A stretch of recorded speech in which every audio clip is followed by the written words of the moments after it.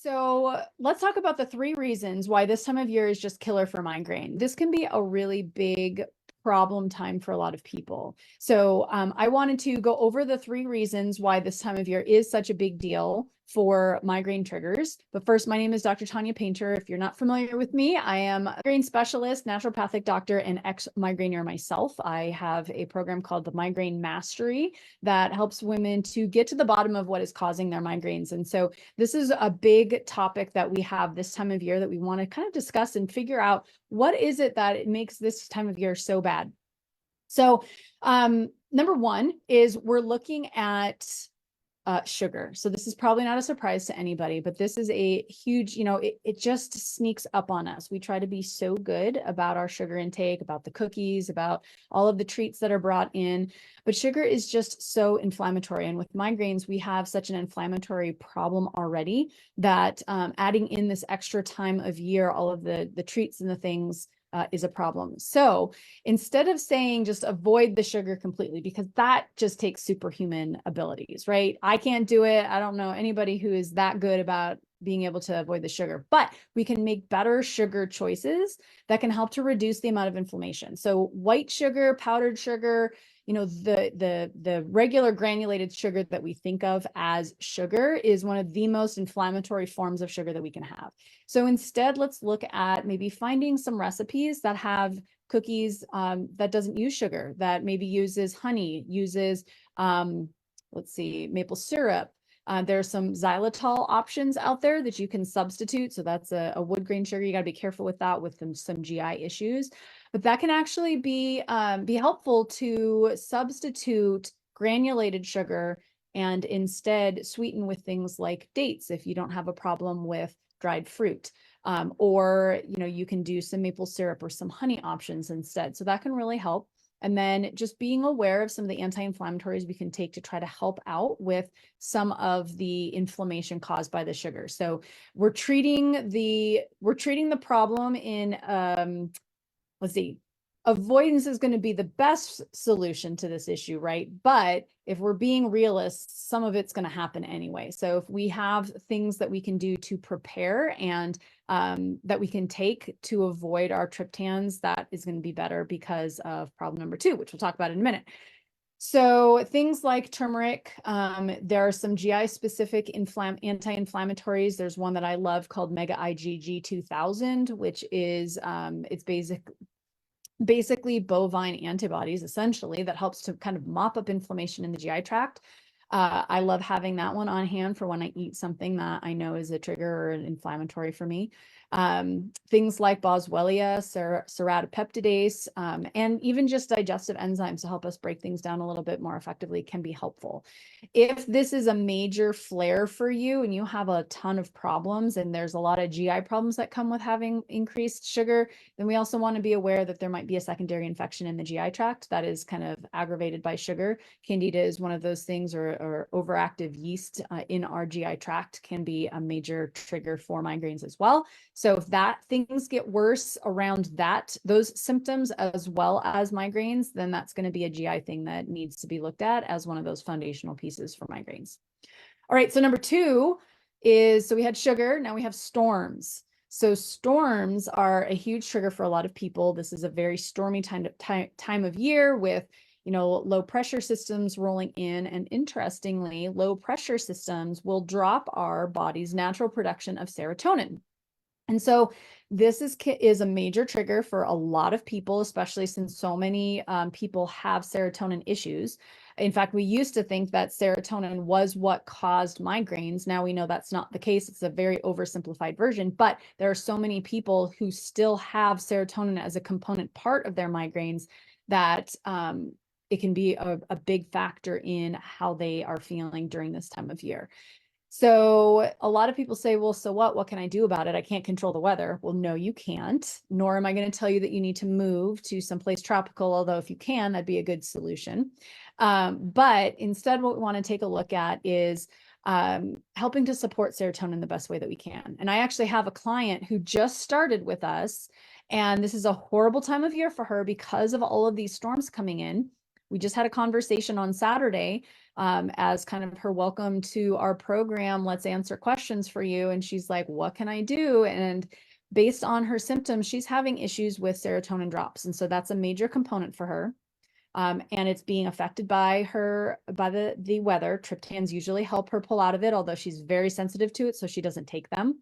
But we talked about adjusting her diet to support serotonin. So things like high carb foods are very serotonin supportive. So if we want to help support that natural production to kind of keep things more even keel when we know a storm is coming in that's going to trigger us, having high carb foods, healthy whole grain foods, not, potatoes or white rice or, bread or something like that. We're talking about things like sweet potatoes and yams, quinoa, millet, sorghum, wild rice, red rice, things that are whole grain, healthy, that will help to reduce inflammation, and also will help to support serotonin. So she inadvertently on Sunday, yesterday, had a high carb meal. She didn't plan it. And she realized that a major storm came through and she didn't have a migraine. And this was right after we had this conversation. She made that connection. And so now we know that if we're just supporting her body with high quality carbs during the stormy weather, that we can actually prevent a migraine from happening in the first place. So she doesn't actually have to even take any medication.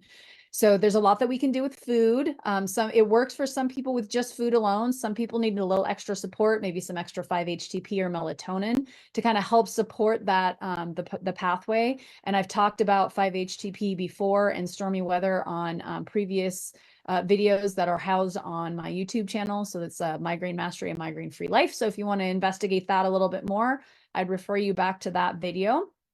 But then we definitely can kind of prevent migraines from happening just by taking an over-the-counter supplement called 5-HTP, which is a precursor supplement to, or a precursor amino acid to serotonin.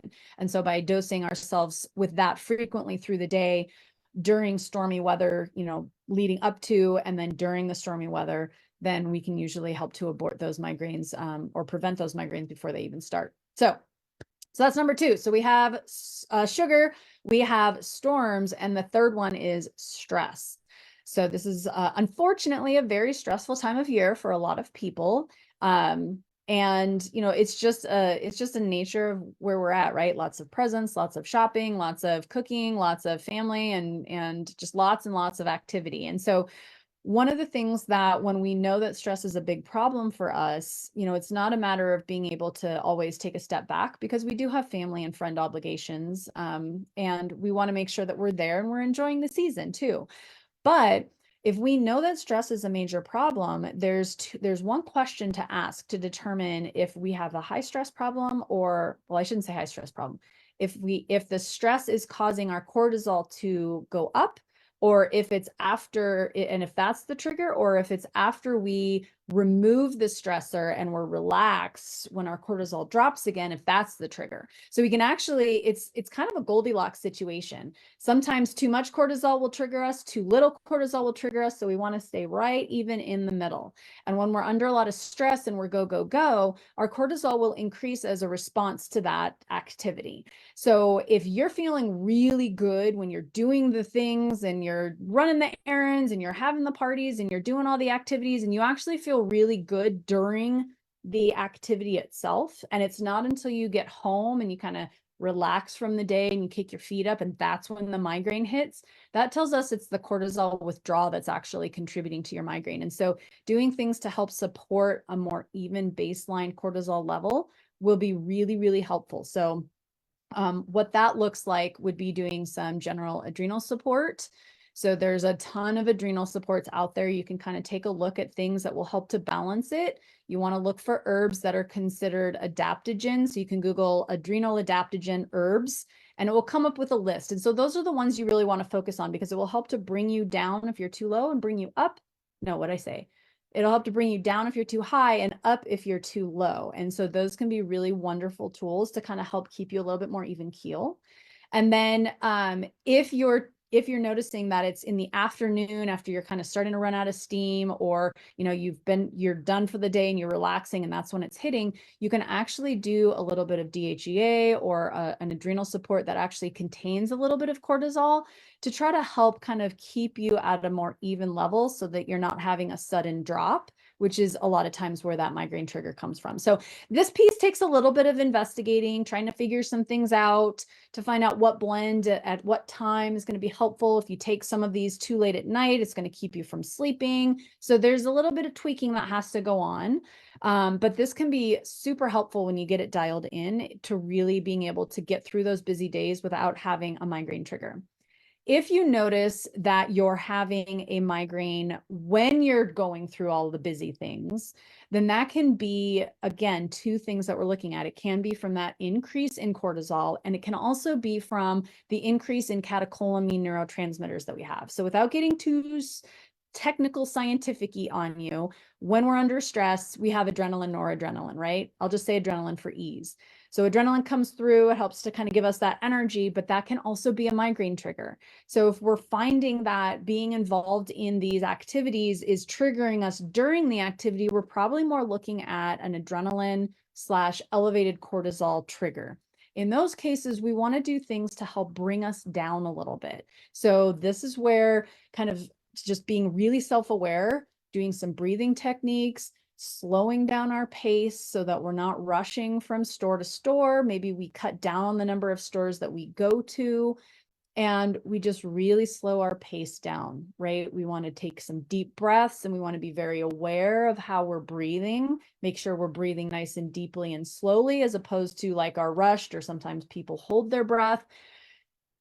And then we want to kind of move through our day with a little bit more intention. That can be very helpful. Taking breaks through the day to do stretches, yoga, deep breathing exercises. I wouldn't necessarily recommend doing yoga in the store, but if you have the ability to batch your errands from, you know, a morning batch and an afternoon batch instead of a, you know, 2 or 3 hours all at once, that can be helpful to just kind of allow that lower stress to take place.